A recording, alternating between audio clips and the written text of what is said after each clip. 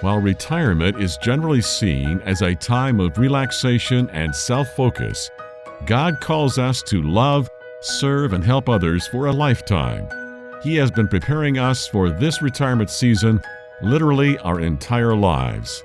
In retirement, countless Christians enter a state of spiritual dormancy, not knowing how they are called to have an impact for God's kingdom.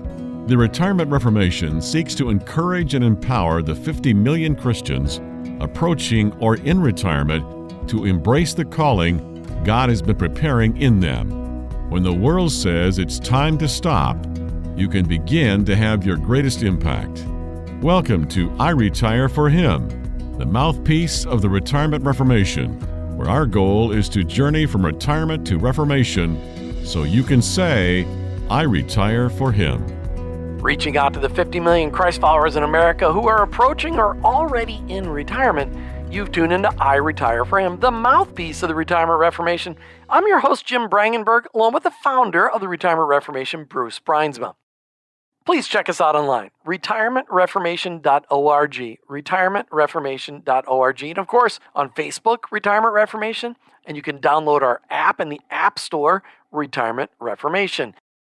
Out there, you will find enormous resources for you in order to be able to connect how your faith and your retirement can be used to impact the culture. You know, culture shapes the way we think. 30, 40, 50 years ago, when you were contemplating retirement, you lived in a different neighborhood and you lived in a different world. But I don't know about you, but the majority of believers in the United States of America are concerned with the direction of our culture. It appears we've lost our ever-living mind. Anger is everywhere. Frustration and fear are the norm. Christians are no longer the primary influencer of culture like it was when you were a kid. The media is the primary influencer of culture. How do we stop the madness? Can we even stop the madness? How can our faith in Jesus impact the nation we love, the towns we love, the church we love, when everything seems to be falling apart at the seams? How can we, the church, begin to bring back the hope and freedom that the gospel first brought us all those years ago? We're in the middle of a 3-part podcast series dedicated to evaluating how the culture impacts you and how you can impact the culture. As always, Bruce Bruinsma is here to join us. Bruce is the founder of the Retirement Reformation and my co-host on the show. Bruce Bruinsma, welcome back to iRetire4Him. I'm so glad that we're doing this series, Jim. It is so important because life is so much more complex than what we thought it would be in retirement. I don't think anybody had any idea what computers were going to do, but the computers have had something. TV's had a lot even more, but wow, the culture, if you were to grade the culture today versus even when I was growing up as a kid, let alone when you were growing up a kid, you might give it an F. You would certainly be frustrated, and so one of the greatest sources of hope is that when Jesus brought His message to that small area of the world, when He came and lived amongst us, what He did was He brought hope and forgiveness and a future and a way of living that could be introduced and lived out within the context of their culture at that point in time. Think about it, how complex it was. They had any number of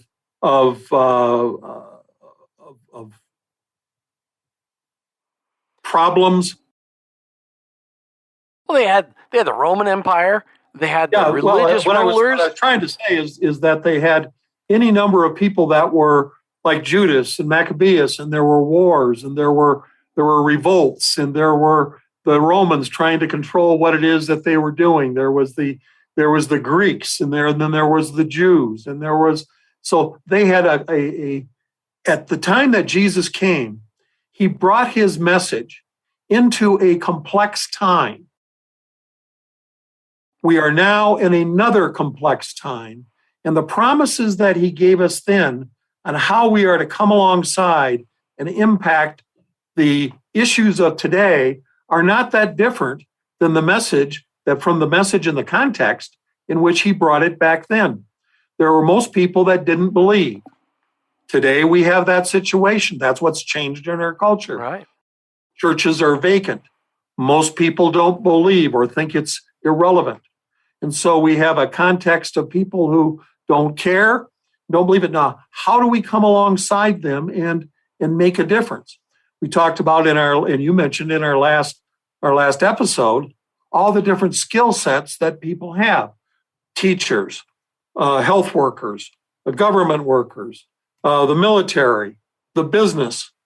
In each one of those areas, we have issues, and we have an opportunity to address them and to bring a new perspective of innovation and creative problem solution that we never had to deal with before, because everybody just said, well, you go to church and you love your neighbor and you do good and that's enough. Well, it's not enough anymore. Well, I mean, but Bruce, how many of your friends, people that are your contemporaries, feel like they can actually influence culture? I mean, how many of them feel like they have the power within them to make an impact on culture? I would say the majority of them do not. I would say the majority of them feel helpless. The majority of them feel hopeless. The majority of them feel have a level of frustration. They talk amongst themselves about the problems that they see. But what they're not doing is pausing for a moment and listening to what the Holy Spirit says of the actual steps that they can take, small steps, but that can make a difference in our cultural context that we live in today, whether it be in Colorado Springs or it be in Louisiana or be in the Northeast. All of us can bring the church in Christ's vision to the problems of today. But we have to be willing to A, understand them, B, be willing to take the next step, 3, to be frustrated, and 4th, to have perseverance. Well, and those things describe you, Bruce, because you were frustrated with the way retirees were looking at their retired years, which is why you formed the Retirement Reformation. You're trying to reform people's thoughts about retirement. Talk about how the Retirement Reformation is really reverse influencing culture. Well, the way that it is reverse influence, that's an interesting way to think about that. I don't know if I can say it. Reverse influencing culture. I like it. I just can't say it. That's okay. Other than that's one of the problems that happens when as you get older. But the way that we can do that is, remember, first of all, there's a lot of us. There's 45, 50 million Christ followers who are now doing nothing. If each one of them did a little, think of the tremendous impact that it would have. Second, we have 5 generations. Our ability to be able to influence our parents and our children and our grandchildren and maybe our grandchildren, our great-grandchildren, by being intentional in the sharing of our story and our life journey and the impact that it can have. The willing to be encouraging to those, for example, there are huge swaths of our community that are not going to college. We can come alongside and help them to do that. We have an increasing number of single moms that are struggling there with their kids. We can come alongside and make a difference for the mom, that we can demonstrate what it means to be a Christ follower in our culture. There's the challenge. How do we demonstrate the love of Jesus and the practical support, the love that can be demonstrated for those who need it so badly and now increasingly have never even heard about the love that Jesus prompts in our hearts that we can spill over to others. So you're saying it doesn't have to be complicated, that it actually can be easy to influence people in our culture. Simply by understanding their need and bringing a Christ follower's solution to it. That Christ follower's solution may include going to the grocery store and buying a bag of groceries and delivering them. But when you deliver them, you don't just drop them off on the porch, but you have the opportunity to interact and to demonstrate to them what being a Christ follower looks like, feels like, and acts like. And that's really where we're going to go in next week's podcast, is just as the gospel. Actually, I think we'll hit on that maybe on segment 3 of this show after we have our middle segment interview. I want to talk about, because the gospel really is the solution to every problem we've got. That's the good news, is that Jesus is that answer. I want to dig deeper. Can we dig deeper in that in our third segment today, Bruce? I think we should. Let's do that. All right, you're listening to I Retire for Him with your host, Jim Brangenberg and Bruce Bruinsma. We'll be right back. Check us out online, retirementreformation.org. The Retirement Reformation wants to come alongside you as you navigate in each stage of your retirement. Our online resources include our blog, our downloadable books, and life planning studies, as well as membership and coaching options. Go to retirementreformation.org and use these resources to begin the transformation of your retirement. Journey from retirement to reformation, so you can say, I retire for Him. That's retirementreformation.org. Now, back to the show. Hey, welcome back to I Retire for Him as we talk today. Bruce, every second segment, you invite an interesting guest that's got a story of how they're living out their faith, sometimes before the retirement years, technically, and sometimes after the retirement years. Bruce, who do you have for us today? Well, our audience is going to really enjoy our conversation with Larry Jones. And Larry has just an absolutely fascinating ministry background and finds himself in a position that he was probably a little surprised to find. And that was in the conversation that he and I had at a conference recently, and he was sharing his story. And I said, our audience needs to hear this story because I think they'll be encouraged by it. So good morning, Larry. Yes, good morning, Bruce. Glad to be with you today. Larry now serves as the president of the Seed Company, which is a significant Bible translation organization. But Larry, you spent a bunch of years in the field doing Bible translation. Give us just a quick executive summary of that background. I think our audience will find that interesting.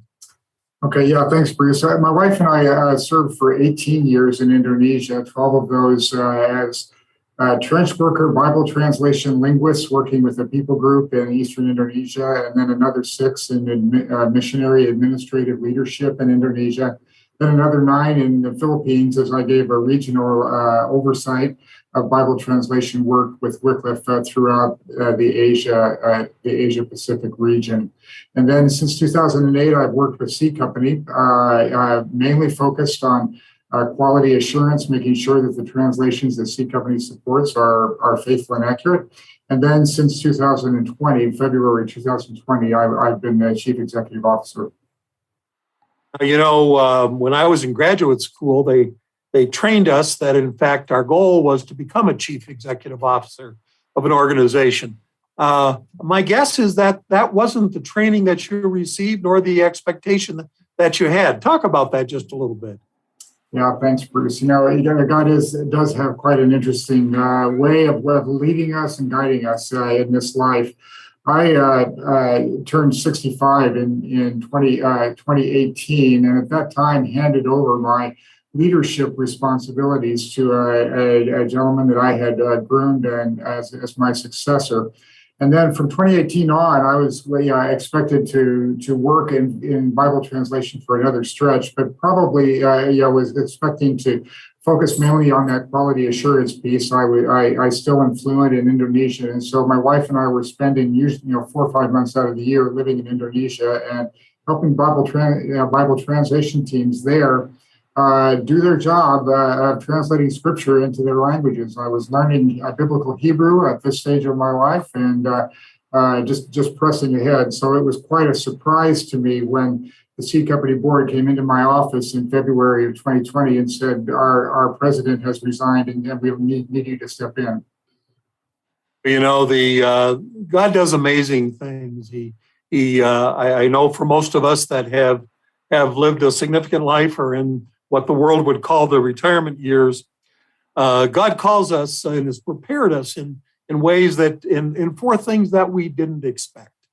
And so sitting in that role now, going from the wonderful work that you did for all those years and all those ways, to sitting in an executive chair and giving leadership to the organization, how's that challenged you and how are you finding it? And what do you think about that? Yeah, thanks, Bruce. It's really interesting. In so many, my wife comments that in so many ways the sun came out when when I was asked to do this role. It's something although I did not explicitly aspire to it at any point in my seed company years, I was quite comfortable in the roles that God had given me. I found that this particular role engages a wider spectrum of my gifting and strengths than perhaps any other role that I've had in ministry. And so it's a great joy actually to be engaged with this and to be investing in the future of a ministry that I am passionate about. When the board appointed me to this role, one of the exciting things about it is they were very explicit in saying they wanted me to devise and execute a succession plan. And so what this gives me permission to do, Bruce, is to work not only to run our operation as fruitfully and effectively as possible, but also to build ahead and to be looking towards a legacy that I will leave behind when when I'm finished with this role.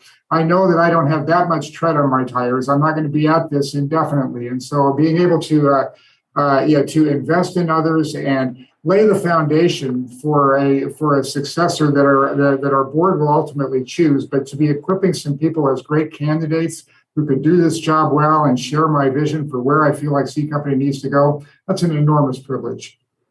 Well, it is, and I think it's a word of encouragement to many of our listeners. So many Christ followers, when they make that transition into what the world calls retirement, they're very clear about what they're retiring from, but they're very unclear about what they're retiring to. And those next steps can be the most impactful, the most meaningful, the most enjoyable that they've had in their whole career prior to that. What would you say to someone who's contemplating that next step in their life, in their transition, about looking forward while appreciating what's behind? Yeah, thanks, Bruce. I've been reflecting, especially in Ecclesiastes chapter 2. Solomon reflected a lot on his relationship with his father, what his father had done, what he was doing, and then Rehoboam, who was going to come after him, and how this was all going to come together. One of the things that I would covet for you would be an ability to work with a whole heart, but also to be willing to release and give that stewardship to the next person, and to do so proactively as you sense the Lord's timing. One of the tragedies, Bruce, that I've seen in Christian ministry is people who hang on too long, who stay when really it's time for them to let go and let somebody else, and they wait for somebody else to tell them it's time, and that always comes later than it should for the organization and for the individual. So being willing to pray that through and proactively step into a new season, I think, is a very important opportunity. And for Linda and me, what we are treasuring when that time comes in the not too distant future is the opportunity both for some flexibility in our lives, for investing in ministry in a different way. We are thinking of one thing that I would love to do is to be involved in a church plant in an underserved area and to be able to be steady and steadily involved in that kind of thing, not as a leader, but as a parishioner, as someone in the trenches that would be supporting a man or a team doing that. And we also want to hopefully find a place to do that that's close to where our kids are and our grandkids, because that's also part of life in this stage of our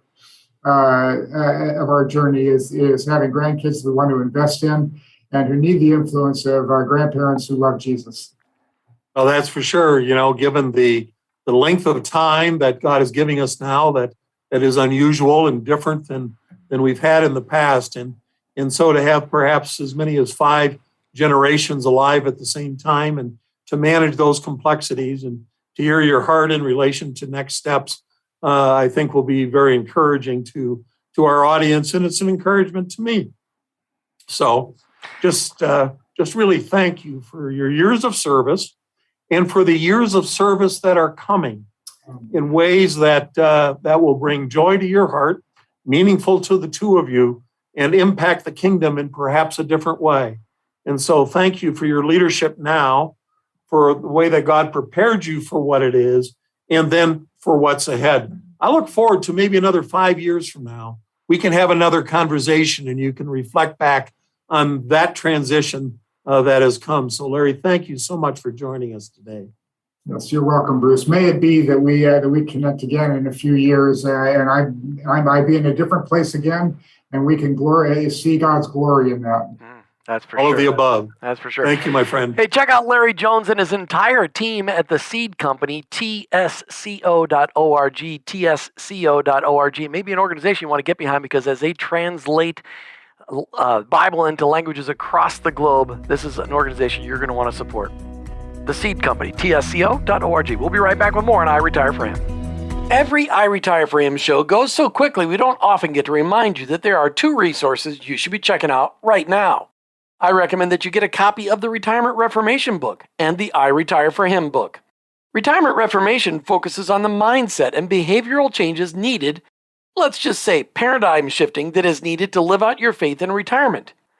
I Retire for Him is focused on many of the ways you can put your faith into action by investing your life into others in your retirement years. Get both at the Retirement Reformation website in the bookstore, retirementreformation.org. That's retirementreformation.org. Hey, welcome back to I Retire for Him. As Bruce and I are really talking about how can we, as retirees, impact culture. And Bruce, the conversation's been so good, but as followers of Jesus, we have the only solution to the problems of this planet. The solution is the hope, healing, and freedom found in the good news or the gospel of Jesus. Tell us about that. Well, the connection to the message of Jesus starts with the recognition of the problems that we have, and that Jesus is a solution to the sin that we have, to the problems that we have, to the challenges that we have. And most of those challenges are relationship challenges. Most of them are our relation, whether it be in our relationship to God or our relationship to each other within the context of our role as parent, as grandparent, as son, as daughter, as friend, as co-worker, as fellow church member. We have all these roles, but it's the relationship that we have in those roles reflecting Jesus to our world where we can impact them and therefore impact culture. How many retirees do you find are just plain intimidated when it comes to conversations about this? They see the problems and they know that Jesus solved the problems for them, but they're intimidated on bringing those solutions to those around them. Well, like any other skill that you develop, you need to first of all recognize what it is and seek some models on how it's done, and then you need to practice it. And so how do you talk to someone? Well, the way that you talk to someone is you open your mouth and you ask a question. That is how you speak to someone. You open your mouth and you ask a question. Then they speak, then you ask another question.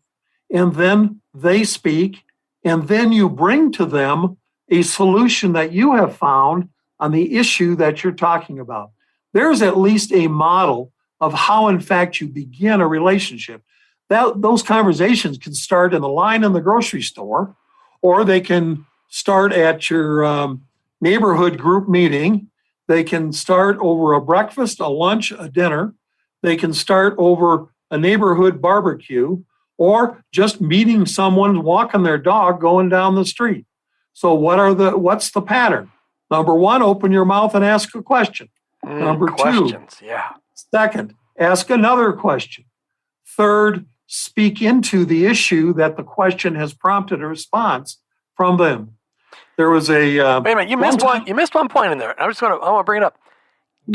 Get a dog, because what I'm seeing. So and it's the funniest thing in the whole world. But I've lived in retirement communities now the last 20 years here in Florida because Martha and I moved down here because of her health years ago. So we've lived with retirees, And what's hilarious is people with dogs talk to people with dogs.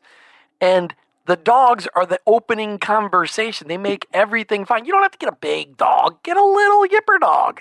But get the dogs. I mean, it's amazing. Martha and I were walking around the block. We have a mile stretch that we walk, Bruce, most nights. And the other night we saw a dog gang. There was 5 people with 5 different dogs all sitting talking. That's how it happens. Get a dog. I love that. That is absolutely wonderful. But when someone expresses a point of pain, there you have the key opportunity to be, and whether it's a point of pain in their life, a point of pain in someone that they're talking about, or a point of pain from our culture, whatever it may be.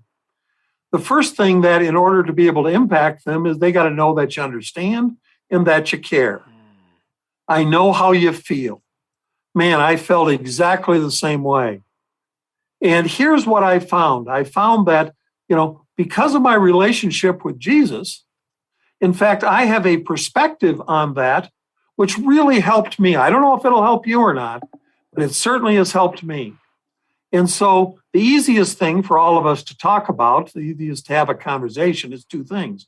Number 1, to ask a question, and number 2, to talk about your own personal experience. And so those personal experiences speak into, and if they are God-directed personal experiences, that becomes an easy opportunity to at least have a conversation. So talk to me about how you've seen the gospel impact culture in the last 50 years. Well, one of the things that we have seen is that the gospel has had less and less of an impact on culture. It's because is the gospel irrelevant today? We have not learned how to make the gospel relevant to the key social and issues of our time.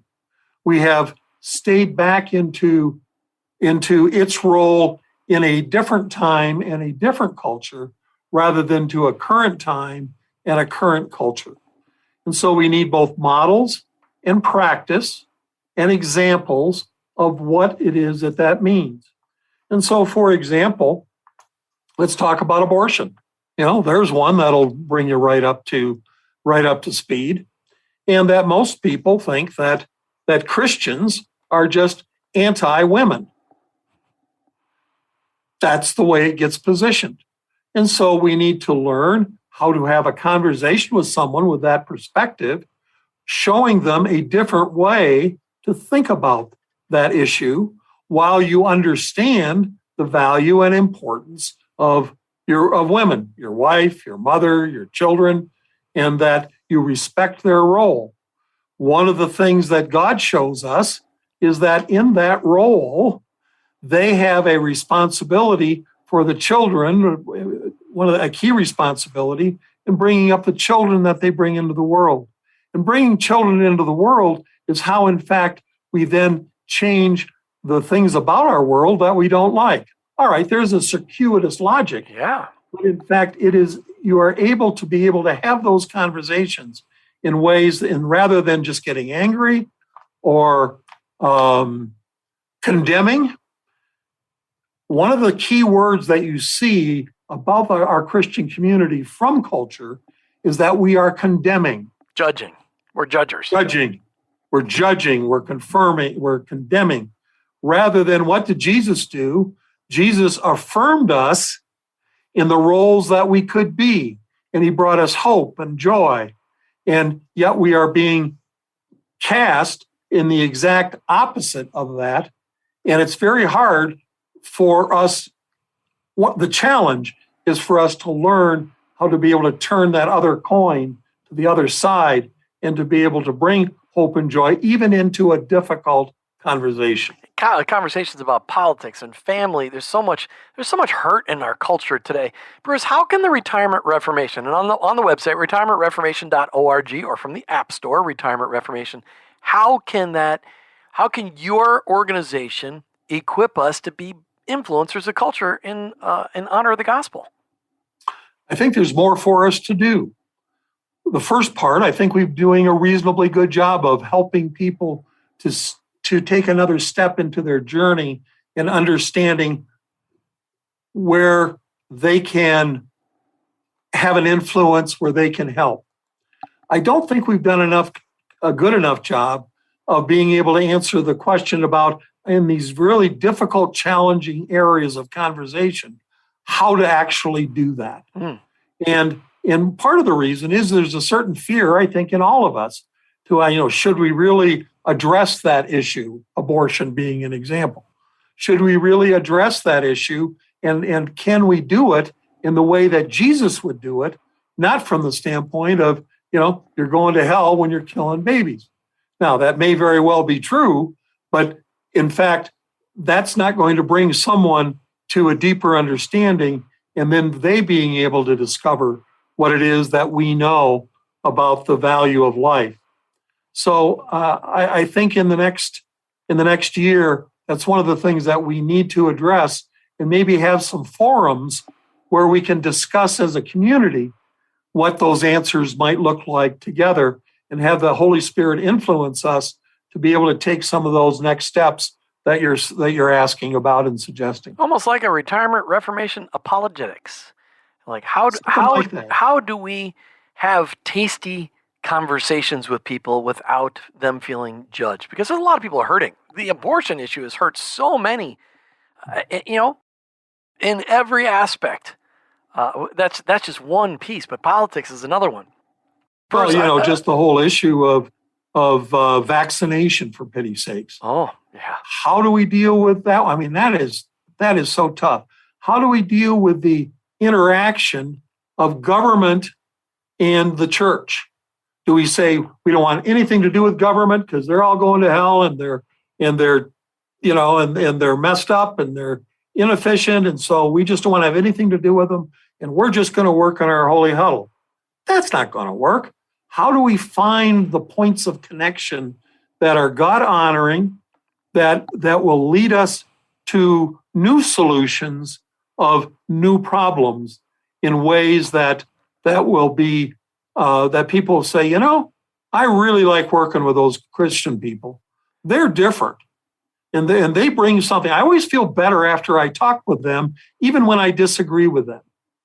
And to acknowledge that look at, that Christian group, look how they influenced the homeless or the hungry or the hurting. Let me just close this off with one other really simple thing that I just heard the other day, and it made such great sense to me. It was, what would happen if grandparents could volunteer to ride on the public school buses with the kids? Just ride with them, to be able to help the driver, be able to help keep things under control, and to be able to be a mentor in the school bus with those kids.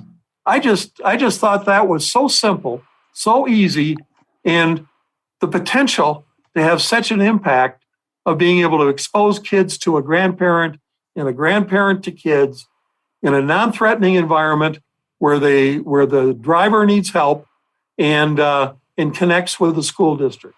I just thought, man, let's get it started in Colorado. Well, let's get it started in Colorado Springs first. We'll spread it across the nation. Bruce Bruinsma, thank you so much for being on I Retire for Him today. Thanks for sharing your wisdom, and thanks for this great conversation on how we can influence culture. Thank you, Bruce. You've been listening to I Retire for Him, the mouthpiece of the Retirement Reformation, with your host, Jim Brangenberg, and of course, Retirement Reformation's own founder, Bruce Bruinsma. We're Christ followers, journeying from retirement to reformation, so we can ultimately say, I retire for Him. Thanks for listening to I Retire for Him, with your hosts, Jim and Martha Brangenberg, and Retirement Reformation founder, Bruce Bruinsma. I Retire for Him is the mouthpiece of the Retirement Reformation.